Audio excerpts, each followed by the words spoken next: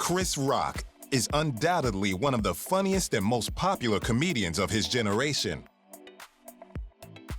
A talented all-rounder with vast experience in the entertainment industry, Chris Rock, besides stand-up and acting, is also a producer, writer, and director.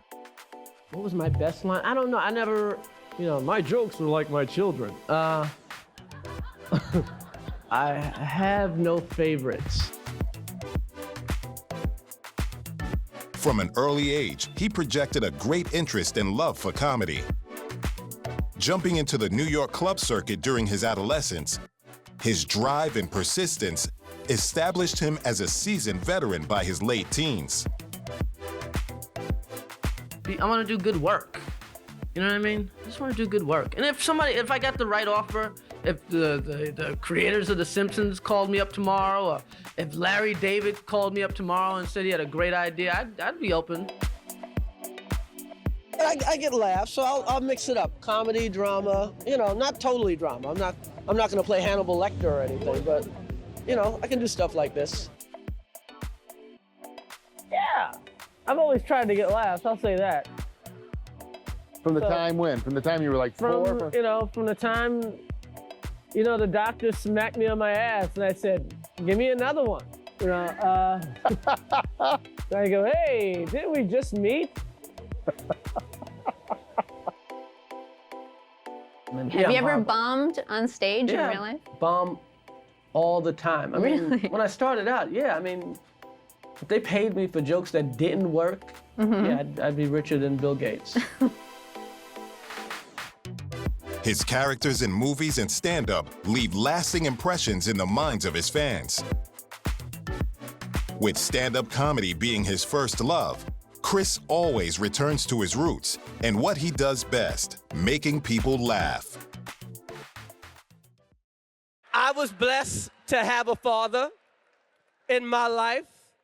True. I had a two-parent family in the hood, in Bed-Stuy.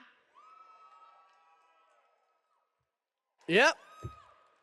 People would come around and look at my father like it was a science project or something, like put him in a glass case someday and charge people.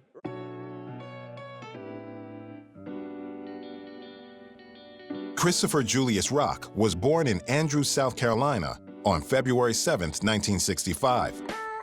Shortly after his birth, his parents relocated to the Crown Heights neighborhood of Brooklyn, New York. His mother, Rosalie, was a teacher and social worker, and his father, Julius, was a truck driver and newspaper delivery man. Chris is the oldest of his siblings and has 3 younger brothers who followed in his footsteps in the entertainment industry. He has often spoken about his main influence coming from his paternal grandfather, Alan Rock, who worked as a preacher. In the late 60s, early 70s, Brooklyn's neighborhoods were mostly populated by white families. Chris has spoken about the racial discrimination he faced because of his skin color during his school years. He was regularly beaten up and eventually stopped attending high school for good, but still received a general education diploma. His bitter experience with racism during his school years had a large influence on his career as a comedian.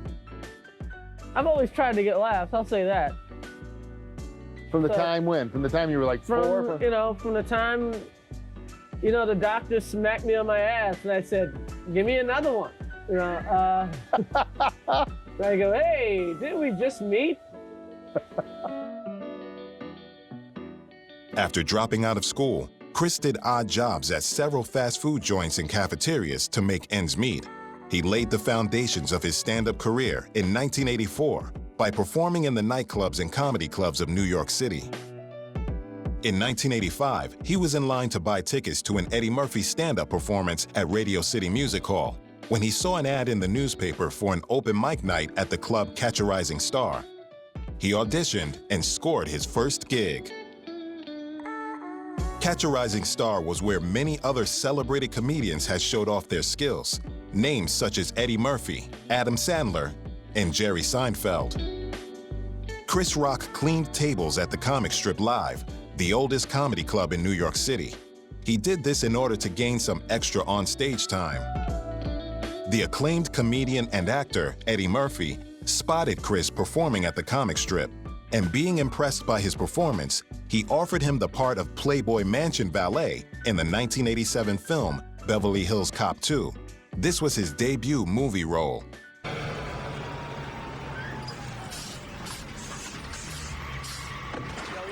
what the is up, man? Check this out. I get $10 for cars, I get $20 for limos. What the hell is this? My truck. Here's $50. Put it next to the limo. In 1990, after gaining popularity, he was selected to join Saturday Night Live, the hugely popular comedy series that put him on par with other newly recruited cast members. Himself, along with Adam Sandler, David Spade, Rob Schneider, and Chris Farley, became known as the bad boys of SNL. The following year, he came up with his first comedy album titled Born Suspect. He appeared in a total of 59 episodes of Saturday Night Live from 1990 to 1993, and in these 3 years, he earned nationwide fame and recognition as a comedian. His striking and evocative portrayal of Pookie, a cocaine addict in the movie New Jack City, was lauded by his fans and film critics. Chris was quietly planning to quit SNL following the end of the 1992-93 season, but he was laid off and dropped unceremoniously much before the season came to an end. He was then featured as a guest actor in a total of 6 episodes in the 1993-94 season of the comedy series In Living Color, but the serial's broadcasting was discontinued shortly after. In 1993, Chris Rock scripted and co-produced the comedy film CB4, as well as played a double role in the movie. The movie was about a guy who makes a documentary on a rap group called CB4. Now, CB4 is one of the hottest hip-hop groups to come on the scene in a very, very long time. Straight out of low cash, a crazy young brother named Gusto. I'm MC Gusto, but in prison I'm known as 97-KY. CB4, which was made on a shoestring budget, was a modest blockbuster, earning revenues nearly 3 times the movie budget. Chris went on to appear in a string of comedy specials endorsed by HBO from 1994 to 2008 that brought him unprecedented success and made him a household name in the entertainment industry. He first appeared in the HBO-sponsored comedy special Big Ass Jokes in 1994, followed by the special Bring the Pain in 1996. Just at another point in my life, time to settle down. Time to settle down. That's what time it is. Time to settle down, boy. Women always ready to settle down, boy. And a woman go on a good date, she's like, why are we bullshit? What are you waiting for? Men never ready to settle down. Men don't settle down. We surrender. All right, I'm married, all right. His moving performance in Bring the Pain merited him 2 Emmy Awards and established him as one of the most accomplished satirists in the U.S. comedy circuit. He won 2 Emmy Awards for the special and gained large critical acclaim. What does it say about the Emmy? It says I would say they really listened. They really watched it carefully, and I think they really listened, and they weren't swayed by profanity or anything. They just really got into the content of what I was trying to say. It was just me. It wasn't a big show or anything. It was just me and a microphone, and I didn't beat, but they chose me over, huge productions and the Oscars and the Bette Midler thing, and a lot of people don't respect stand-up comedy as something hard. I never in my wildest dreams thought I would, be up here with 2 Emmy Awards or even get nominated for an Emmy. Adding to his popularity was his much-publicized role as a commentator for Comedy Central's Politically Incorrect during the 1996 presidential elections, for which he earned another Emmy nomination. Chris also was the voice for the Little Penny puppet, who was the alter ego to basketball star Penny Hardaway in a series of Nike shoe commercials from 1994 to 1998. Last night, let me just put it this way. You're the best player in the NBA. I mean, those spin moves and the dunks. Oh, 2 delicious. I had to go outside and do some Tai Chi just to calm myself down. Man, you are having a party. I swear. If you and your sloppy friends messing up my house. Oh, thanks, baby. Meet me by the pool. Hello? Hey, I can't talk now. I'm driving through a tunnel. In 1996, Chris married his longtime girlfriend, Malak Compton. The couple lived together in Alpine, New Jersey. Malak gave birth to his first daughter, Lola Simone, in 2002, and their second daughter, Zara Savannah, was born in 2004. I think I said this before, with the black shows, I was raised in an era to believe if you're black, you have to do things twice as good as the white man in order to succeed.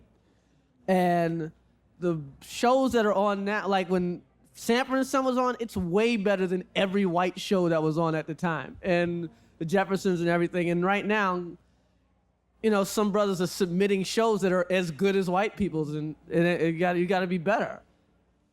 This show's better than Mr. Show. If it was as good, I wouldn't win.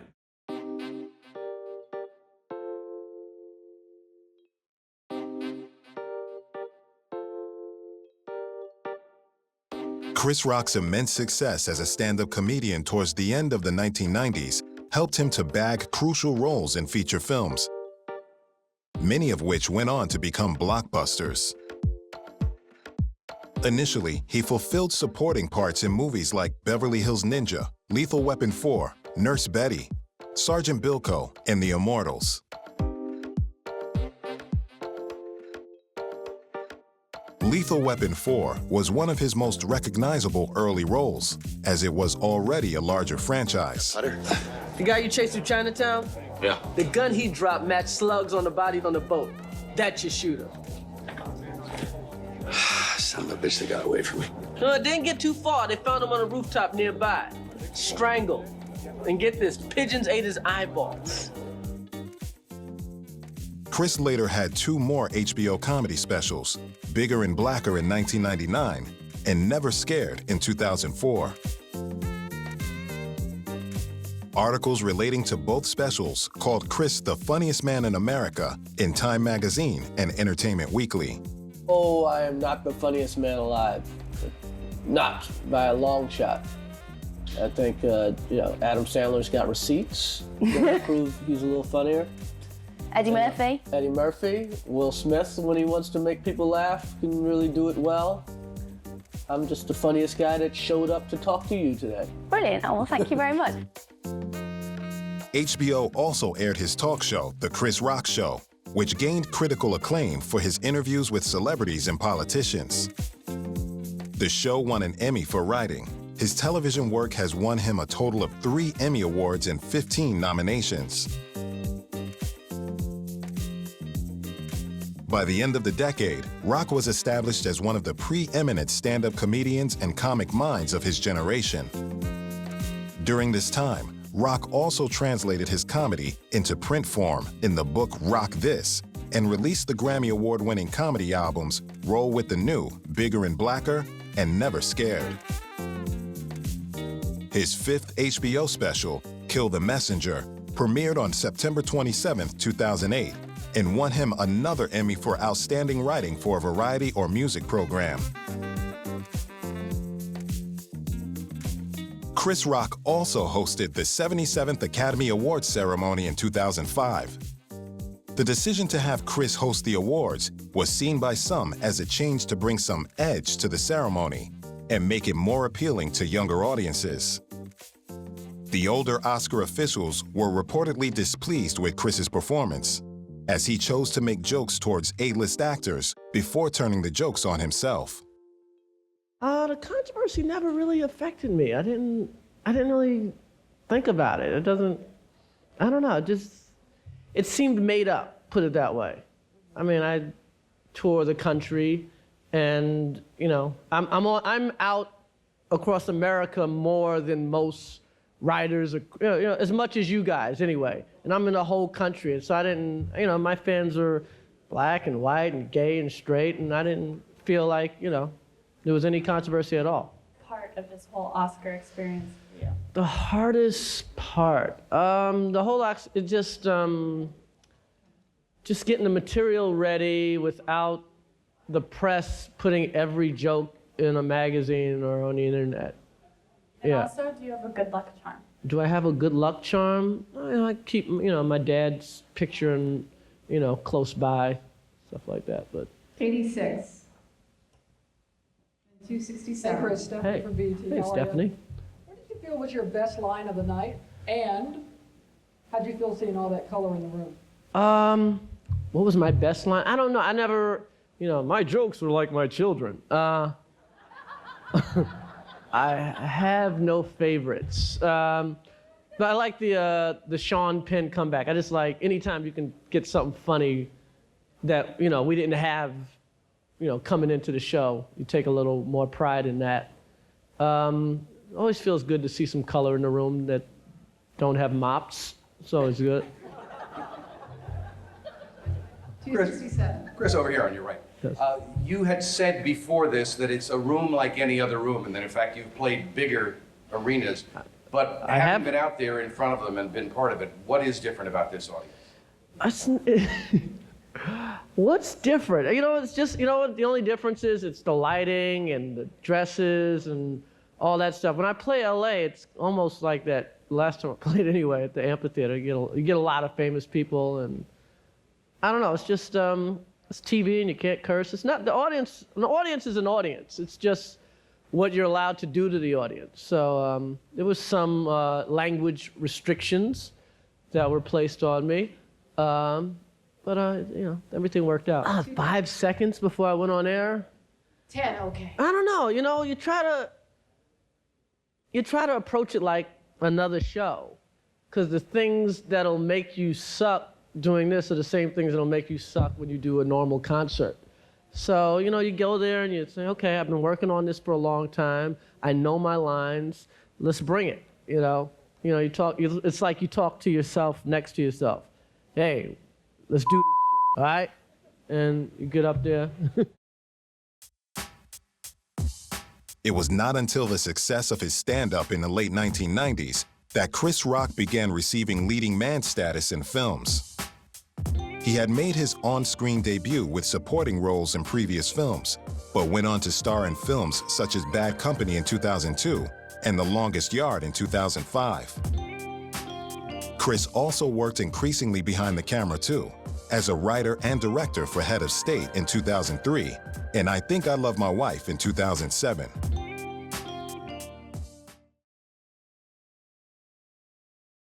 "2005 was a successful year for Chris Rock.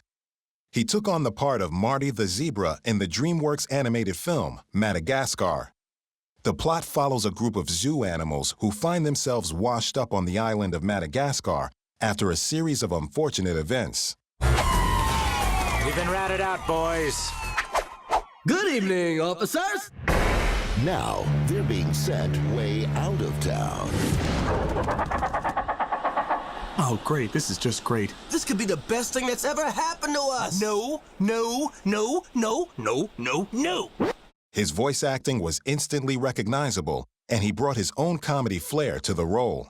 I mean, you have to use your voice a lot, so sometimes you can, work too much and then you can't talk and you get, laryngitis and stuff like that, especially a lot of the screaming stuff.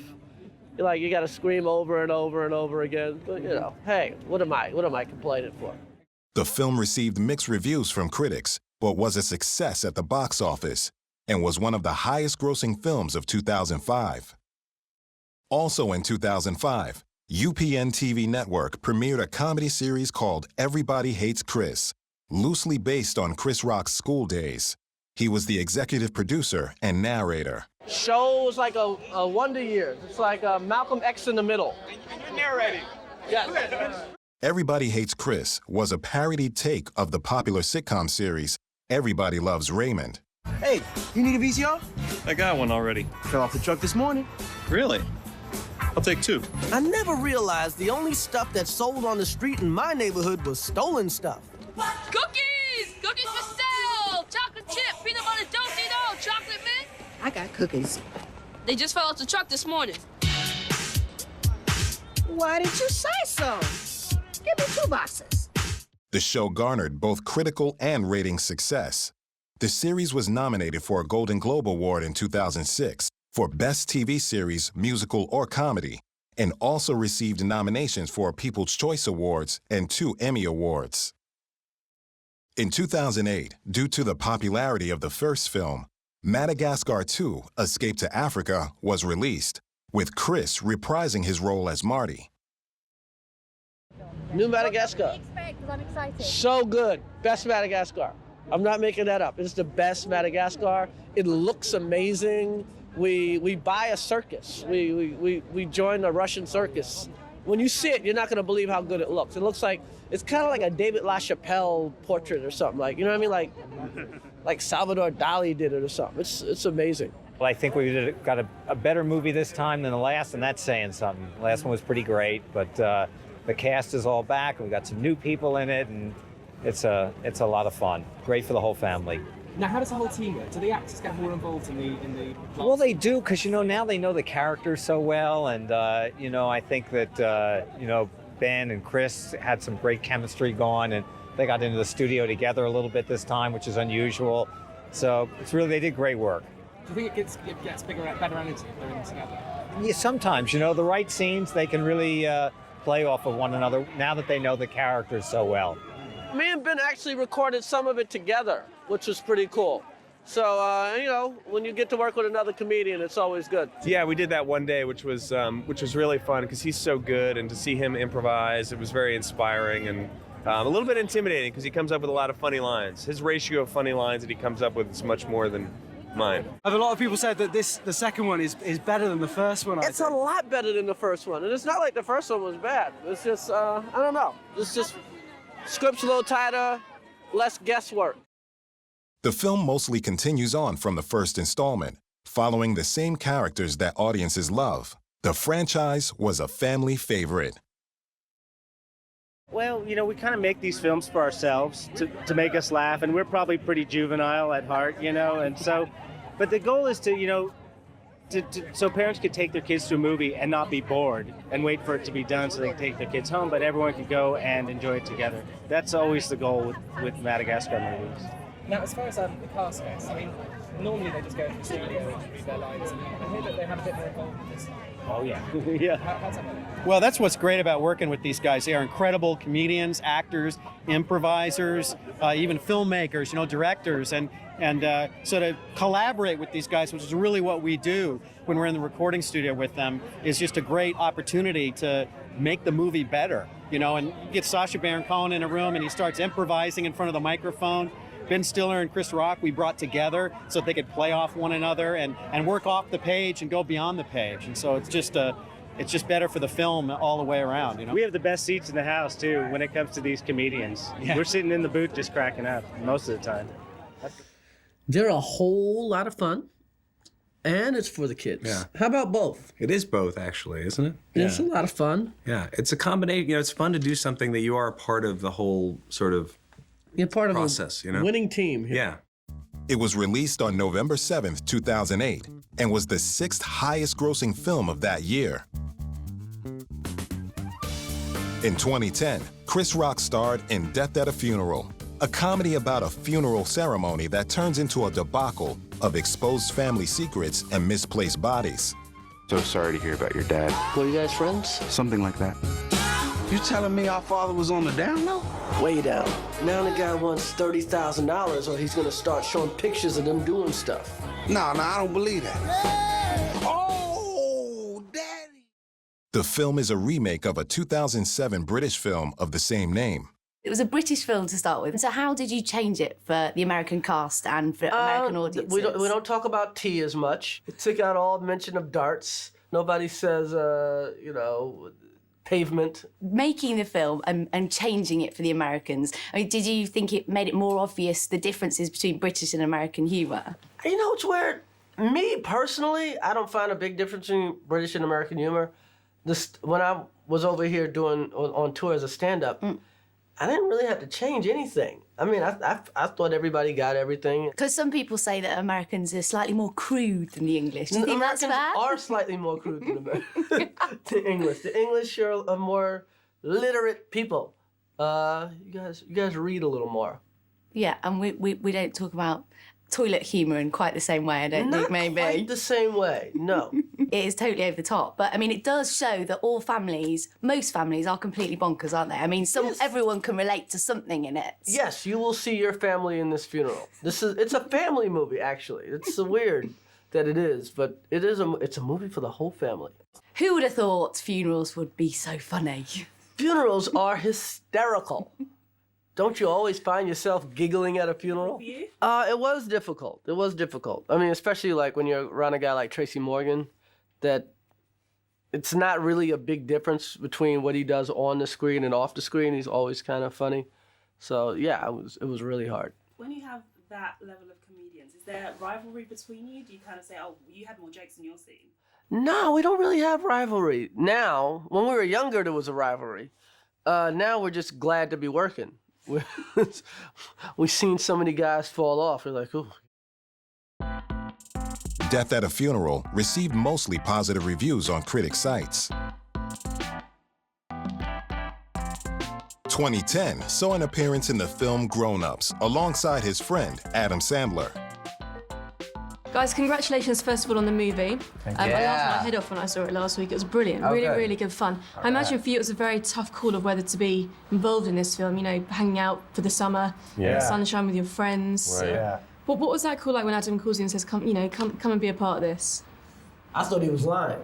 He does that to me. He teases me every 6 months, offers me a movie, and then goes, psych. Hey, you want to be in Click? Nah. What you doing? Nothing. Oh, you're not working, are you? No, not working at all. I felt by saying no to all the other movies he asked me that you had to do this I one. felt stupid. Now it's starting to feel weird. Was it good fun to say? Because all your families were there as well, weren't they? With your children. And... Yes, absolutely. We had a great time with everybody's family. All the kids got to know each other pretty good. David, we kept him off meth for 2 months straight. 2 months. And it was fun to see I was David right back again. the That's next good. day. That's fine. I knew you'd. It was kind of a good fun thing because, you know, you keep the trailers together. So it's still work. It's still hard. You have to get up at 5. But it was nice to know people around there to make the days go a little quicker. You always had someone to talk to. Salma was there, these guys are there. If they're working, then... It was like a summer camp for overpaid actors. Sounds good fun to be a part of. And with so many comedians on set, do you have moments when you're kind of trying to outdo each other's jokes so you can be the funniest? Yes. Have competitions? Except Adams, because he'll cut you out. Or take what you said. Or take what you said. Let's do it one more time where I say what Rock just said. Just try one that way. Exactly. Makes more sense to the story. It's like.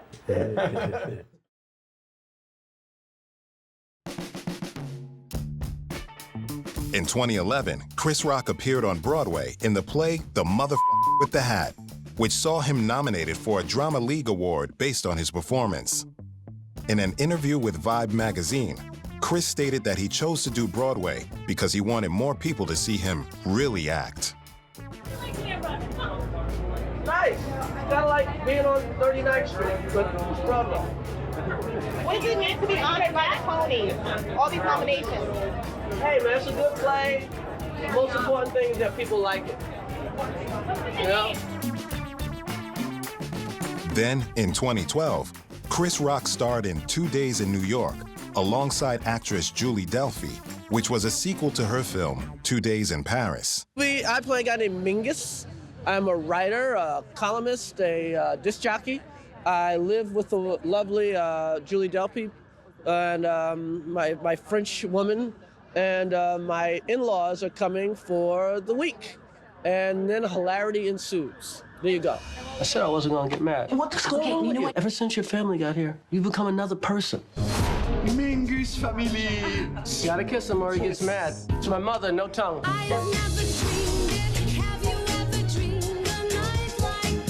Would your dad ever key a car? Of course not. Well, there's an angry limo driver outside that wants to press charges. Well, Really? The character was better written, you know, even in the movies I write for myself. Like I learned a lot. Like, oh, okay, this the character is a real person, or, you know, a real grown-up, you know, who's been married and divorced and has children, and so it was fun to play a grown-up. It's very funny. I think the film is not like indie in a sense of like hard to get into. I mean, the jokes are very straightforward. You know what I mean? It could be a broader comedy. It just happens to, you know, to be an indie comedy because of this financial setup. But it's actually not not funny. You know what I mean? It's actually, the whole film is comedy from really beginning funny. to end. It's so much funnier than the Avengers. It's funnier than Battleship. Rihanna's ass, though. I am so. I'm not sure about that, yeah. You sure? Yeah, Oh, I'm Rihanna's not sure ass. about Is her Battleship ass is in not Battleship? No, they don't. It's like. Oh, see? They couldn't blow that up. I mean, it worked. It worked. I had a good time.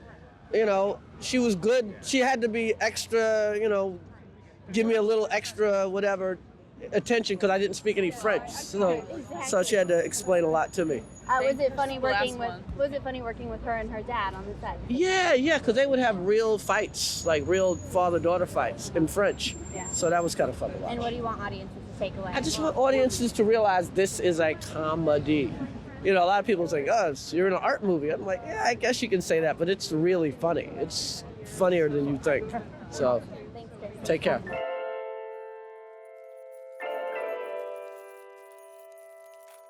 In this year, he also starred in the third film in the Madagascar franchise, Madagascar 3, Europe's Most Wanted. I think Alex has sort of been trying to figure out through all the movies, and he, again, gets in this situation with Gia where he's kind of saying he's something that he isn't or someone that he isn't. And, I feel like the theme of the films is really about finding out who he is, and also the friendship of everybody there being there for each other. And when we finally get to New York, we realize that we're not the people who we thought we were. And then we get trapped in the zoo again. And there's something, I guess, in the story about how we're always there for each other. And that, to me, is kind of what the thing that Alex gets, is that, his friends are there for him, he's there for his friends.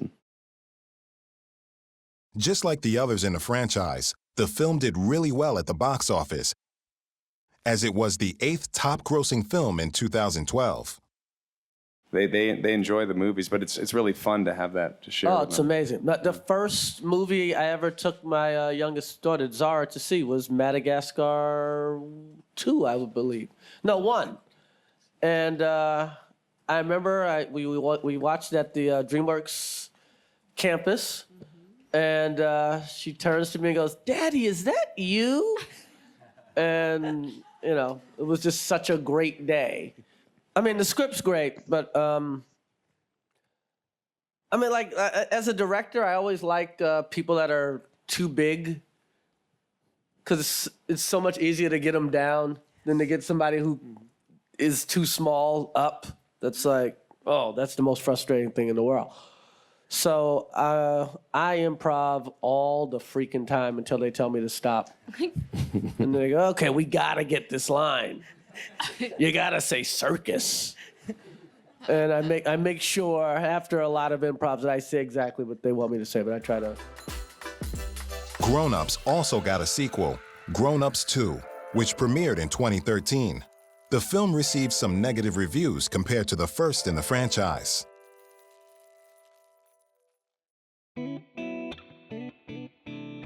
In 2014, Chris filed for divorce from his wife, Malak Compton Rock.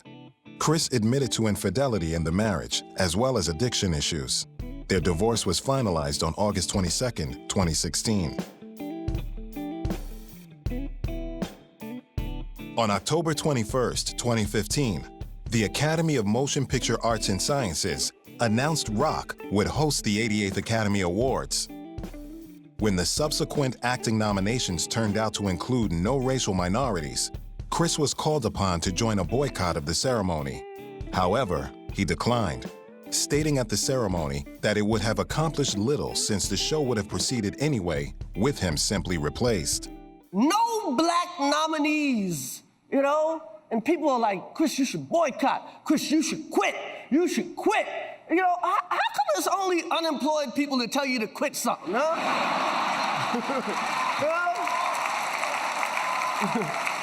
No one with a job ever tells you to quit.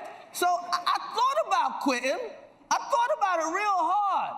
But I realized they're gonna have the Oscars anyway. They're not gonna cancel the Oscars because I quit, And the last thing I need is to lose another job to Kevin Hart, okay? Instead, Rock spoke of his concerns about the lack of diversity in AMPAS at various times during the show, closing by saying, "Black Lives Matter." I don't know. I mean, Chris got his message across. It was all good. Everybody understood what he was saying and how he was saying it, and it was fun. And what more do you want the Academy and the industry to do about diversity? I don't think the Academy can do anymore. Let's see what everybody's talking about in a month and a half, see if it's still in the zeitgeist. And then we'll know if we have something there. If nobody's talking about it in a month, I'll see you here next year talking the same stuff. It's more about the industry making a stand than the Academy. It's got to come from the bottom, hasn't it? Well, it has to come from the people who cast.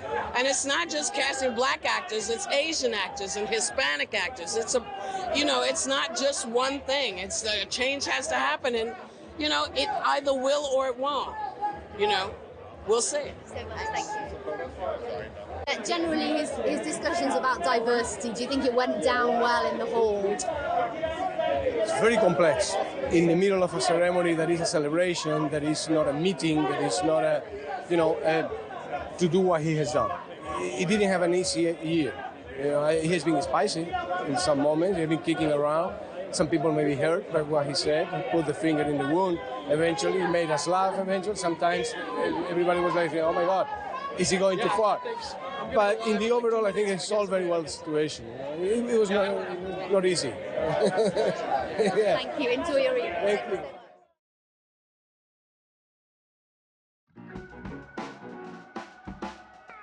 During the years 2015 to 2018, Chris Rock made many different appearances in television shows as himself, not really starring in anything in particular.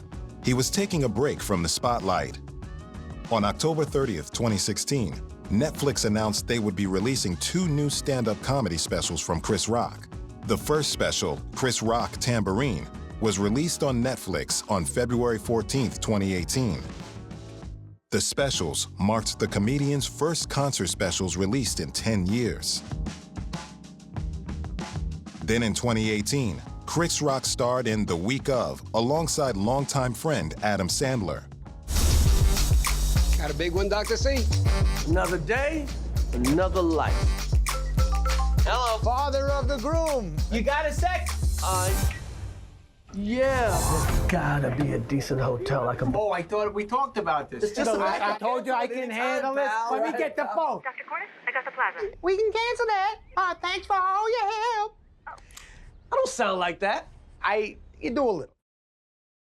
The movie was made as part of Adam Sandler's deal with Netflix. The film was about 2 fathers with opposing personalities coming together to celebrate the wedding of their children. It's an amazing comedy about 2 families coming together, a father trying to pay for his daughter's wedding without any help, and the lengths he'll go to pay for it all by himself without the help of Chris Rock's character, the groom's father. And it explores family relationships. 2 wildly different families are coming together and meshing together so beautifully. And also the dynamics of a father-daughter relationship and how loving that is and what's really important at the end of the day, which I don't think is money at all. So sweet. It's gonna be, I'm gonna be honest, the anticipation was worse. When I met them, they're all so down to earth, really, really funny. Adam and I would sing a lot on set together. He's a musical theater fan, and I started my career on Broadway. Steve Buscemi taught me so many lessons. He's such a grounding presence. Chris Rock is so elegant, comical, always telling jokes. Rachel Dratch, just beautiful, kind. He brings the most comedy genius. It's his movie. I'm there. I'm just helping out, setting pics. Adam's the lead. I play tambourine. I play a mean tambourine now. I get a solo and everything. Of course, you get jittery a couple of days before it comes out, and but we like it. We like it. Hopefully, people will connect with it, and that's why you do it. The film received mixed reviews and didn't make it up there with some of Chris's best work.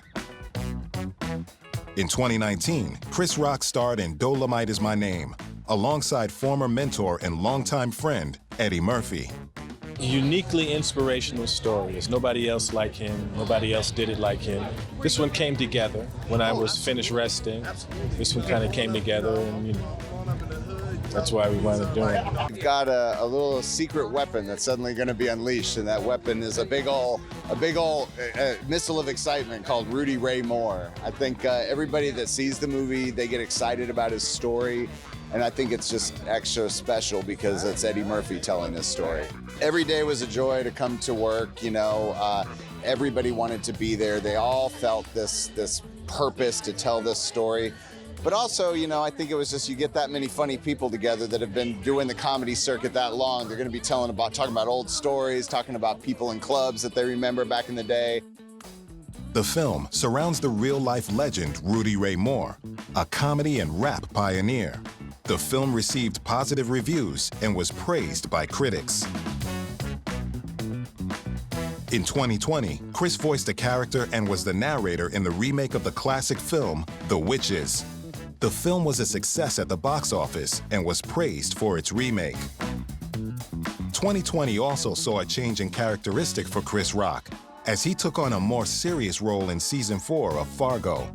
He plays Lloyd Cannon, a Kansas City crime boss, a more serious role than he's used to, but still manages to give a stellar performance. You sure about this?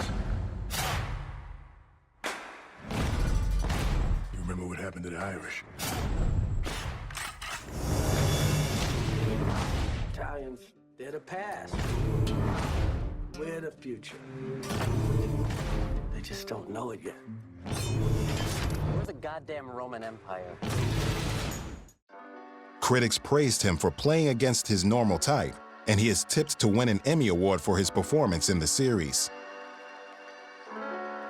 On September 18, 2020, Chris publicly revealed that he has been diagnosed with a nonverbal learning disorder, something he wants to raise awareness for in the future.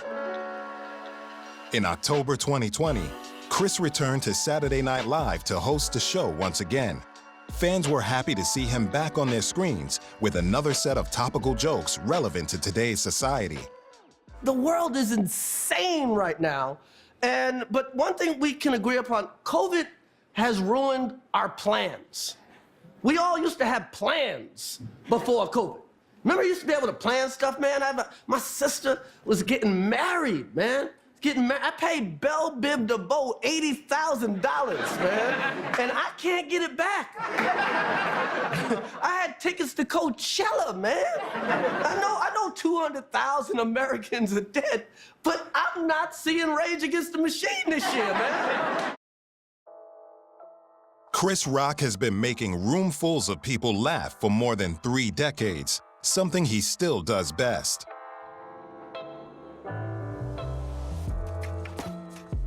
One of the most hard-working entertainers today, his stand-up routines never disappoint and have kept his fans interested in his career and life for many years, and will continue to do so for many years to come.